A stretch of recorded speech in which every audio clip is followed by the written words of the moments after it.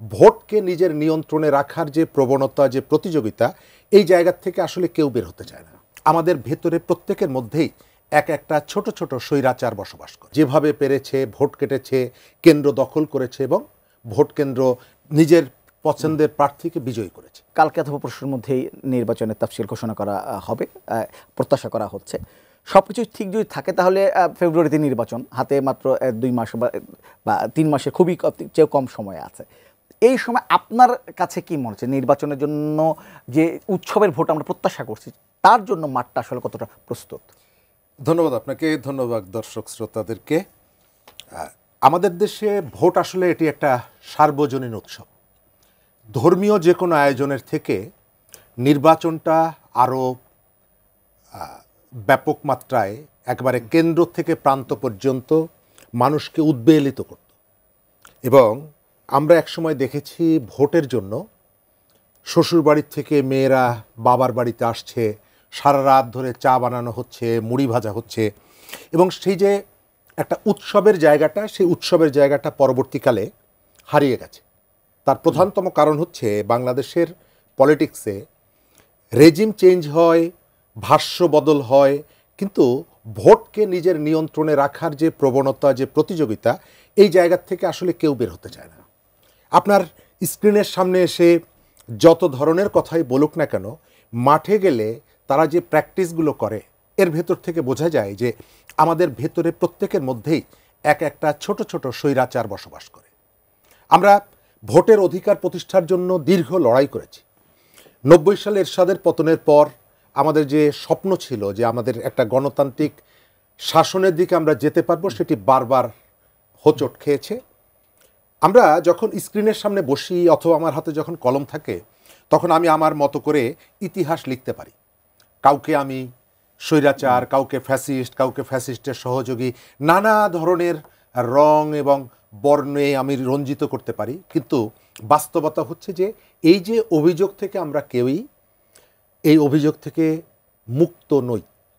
বাংলাদেশে উপনির্বাচন, যে নির্বাচনে ক্ষমতা বদলের কোনো সুযোগ থাকে না, সেই নির্বাচনগুলো কিন্তু রাজনৈতিক দলগুলো কোনো দিকে তাকায়নি, যেভাবে পেরেছে ভোট কেটেছে, কেন্দ্র দখল করেছে এবং ভোট কেন্দ্র নিজের পছন্দের প্রার্থীকে বিজয়ী করেছে। তো সেখান থেকে গত 1.5 দশকের অবস্থাটা ছিল আরও খারাপ। মানুষকে ভোট কেন্দ্রে যেতে হয়নি, একেবারে পূর্ব নির্ধারিত ফলাফল, জাস্ট ইলেকশন কমিশনের মধ্য দিয়ে একটা আনুষ্ঠানিকতা শেষ করে একটা নির্বাচন করা হয়েছে। এবং নির্বাচনে টাকার খেলা, পেশি শক্তির ব্যবহার, ধর্মের ব্যবহার, আঞ্চলিকতা, এই ধরনের অনেকগুলো উপসর্গ যুক্ত হয়ে পুরো ভোটের ব্যবস্থাটাকে কলুষিত করেছে। সেখান থেকে একটি গণ অভ্যুত্থান হয়েছে। এবং এই গণ অভ্যুত্থানে আমি যেটা মনে করি যে গণ অভ্যুত্থানে বৈষম্যটাকে আমাদের ফার্স্ট প্রায়োরিটি ছিল। মিছিলের ব্যানারের সামনে বৈষম্য বিরোধিতা ছিল, কিন্তু মানুষ যে এগিয়ে এসেছে, রাস্তায় নেমেছে, তার প্রধানতম কারণ হলো দীর্ঘদিন ভোট থেকে তাকে বঞ্চিত রাখা। এর ভেতর থেকে যে পুঞ্জীবিত ক্ষোভ, সেই ক্ষোভের একটা বহিঃপ্রকাশ। এর সঙ্গে আরও অনেক কতগুলো উপসর্গ ছিল, অনুসর্গ ছিল, গুম বলেন, খুন বলেন, অর্থ পাচার ইত্যাদি ইত্যাদি। কিন্তু ভোট ব্যবস্থা থেকে মানুষকে বঞ্চিত করাটাই একটা প্রধানতম কারণ ছিল। সেখান থেকে আমরা বেরিয়ে এসে একটা নির্বাচনের দিকে যাচ্ছি। এবার আসি আপনার মূল আলোচনায়। আমরা যে কাঙ্ক্ষিত যে নির্বাচন ব্যবস্থা এই পর্যন্ত যতটুকু সংস্কার হয়েছে, তার ভেতর থেকে আমরা কি সেই ধরনের একটা নির্বাচন এনশিওর করতে পারবো? আমাকে যদি বলেন, আমি অতটা আশাবাদী না। কারণ নির্বাচনের ক্ষেত্রে ইতোমধ্যেই একটা বিষয় দেখা যাচ্ছে যে আওয়ামী লীগকে আমরা বিতাড়িত করেছি তার নানা রকমের স্খলনের কারণে, নানা রকমের পাপের কারণে, নানা রকমের অপরাধের কারণে। কিন্তু যে জরিপগুলো বলছে, সেই জরিপে আপনি আমি শহরে বসে যাই বলি না কেন, টিএসসিটাকে আমরা কখনো কখনো ভাবি টিএসসিতে দাঁড়িয়ে যারা বক্তব্য দিচ্ছে এরাই হচ্ছে বাংলাদেশ। নো, এর বাইরেও একটা বাংলাদেশ আছে। এই ঢাকা শহরে আমাদের এই শহরের শিক্ষিত মানুষের বাইরেও একটা বাংলাদেশ আছে, যাদের কথা আমরা জানি না। সকালবেলায় ঢাকা শহরে প্রায় 25,000 পরিচ্ছন্ন কর্মী তারা রাস্তায় ঝাড়ু দেয়। তাদের বক্তব্যকে কখনো কি আমরা মিডিয়াতে নিয়ে আসতে পারি না।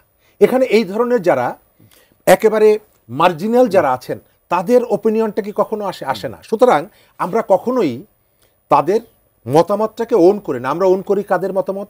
ঢাকা ক্লাবে বসেন, বিশ্ববিদ্যালয়ের টিচার্স ক্লাবে বসেন, পত্রিকায় কলাম লেখেন, টক শোতে এসে কথা বলেন, মানে এই যে জায়গাগুলো। মানে আপনি কি এই যে জরিপ এখন নির্বাচন কেন্দ্রিক যে জরিপগুলো হচ্ছে আপনি খুব একটা আমলে নিচ্ছেন নাকি? না, আমি ওইটাই আমলে নিয়েই বলছি যে আপনি যে আওয়ামী লীগকে বিতাড়িত করেছেন, শহরের মানুষ আমরা যে ধরনের ভাষ্যগুলো দিচ্ছি, প্রকৃত কতগুলো চিত্র কিন্তু এর ভেতর থেকে বেরিয়ে আসছে যে ভোটার যারা, নির্বাচনের মেইন স্টেক হোল্ডার যারা, তাদের একটি অংশ কিন্তু কোনো না কোনোভাবে হয় ভয়ের মধ্য থেকে অথবা শঙ্কায় অথবা মবের ভয়ে তারপরেও কিন্তু আওয়ামী লীগের অনুপস্থিতির বিষয়ে তারা তাদের একটা ওপিনিয়ন কিন্তু বলছে। অর্থাৎ তাদেরকে ভোটের মধ্যে কিভাবে সংযুক্ত করা যায় এই বিষয়টা কেউ কেউ বলছে।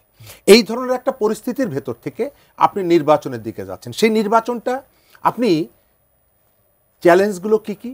অনেকগুলো চ্যালেঞ্জ। আচ্ছা, আমি একটু আমাদের সঙ্গে যুক্ত হয়েছেন তাসলিম আক্তার, আপনাকে ধন্যবাদ আমার সাথে যুক্ত হওয়ার জন্য।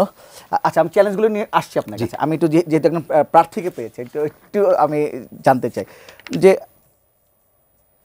সাধারণত মানে এখন পর্যন্ত যতগুলো জরিপ আমরা দেখছি, সাধারণত সবগুলো জরিপেই কিন্তু দেখা যাচ্ছে যে বড় দলগুলো, যদি আমরা বলি বিএনপি বা জামাত ইসলামী প্রার্থীরা জিতবেন, বা কিংবা তাদের সরকার গঠনের সুযোগ নিয়ে কথা হচ্ছে, বা কত মানে সংখ্যায় তারা কতটা পেতে পারেন সেগুলো নিয়ে আলোচনা হচ্ছে।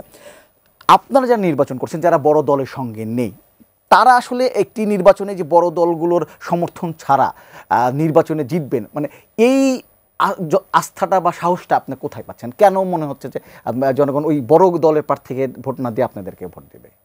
ধন্যবাদ। আমার মনে হয় আমরা একটা নতুন পরিবেশের মধ্যে আছি, বিশেষ করে গণঅভ্যুত্থান পরবর্তী যে রাজনৈতিক আবহ, সেই আবহ কিন্তু আমাদেরকে স্বপ্ন দেখতে, সাহস করতে এবং নতুন করে সবকিছু বিচার করার ক্ষেত্রে একটা জায়গা তৈরি করে। এবং আমাদের কাছে মনে হয় যে বাংলাদেশের যারা গত 15 বছর নির্বাচনে অংশগ্রহণ করতে পারে নাই, তাদের ভোটাধিকার প্রয়োগ করতে পারে নাই, তারা শুধুমাত্র ওই বড় 2 দল 3 দল এই হিসাব নিকাশের বাইরে এসেই আসলে এখন নতুনভাবে চিন্তা করবে। মানে এই বাংলাদেশের সংস্কৃতির মধ্যে আমরা দেখি যে রাজনৈতিক দল হিসেবে বিএনপি বা আওয়ামী লীগ বা জাতীয় পার্টি, জামাত ইসলাম, এগুলোর একটা ঘোরপাকের মধ্যে থাকে। কিন্তু আমরা মনে করি যে এবার এই বড় দলের সাথে অন্য যে রাজনৈতিক দল যারা গণঅভ্যুত্থানের অংশীদার ছিল, গণঅভ্যুত্থানে লড়াই করেছে এবং গত 15 বছর ধরে জনগণের মধ্যে আস্থা তৈরি করতে পেরেছে, তাদেরকে নিয়ে জনগণ নতুনভাবে নিশ্চয়ই তারা যুক্ত করবে। এবং বাংলাদেশটা এবার নিশ্চয়ই আমাদের সবাইকে মিলেই করতে হবে।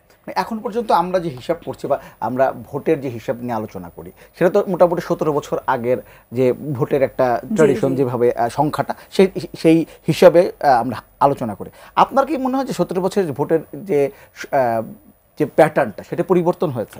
নিশ্চয়ই পরিবর্তন হয়েছে আমার কাছে মনে হয়, কারণ 17 বছর আগের আর এই লম্বা সময়ে ফ্যাসিবাদের যেই শাসন চলেছে, সেখানে কিন্তু মানুষ ভোট দিতে পারে নাই।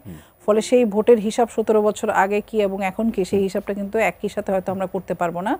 জরিপ, অনেক রকম জরিপ আমরা দেখছি, সেই জরিপগুলোর মধ্যে জনগণের মনোভাব কিছু হয়তো টের পাওয়া যায়, কিন্তু এই মনোভাবের মধ্যে আমার মনে হয় আরও রেখাপাত হবে, আরও পরিবর্তন হবে যতই নির্বাচন ঘনিয়ে আসবে।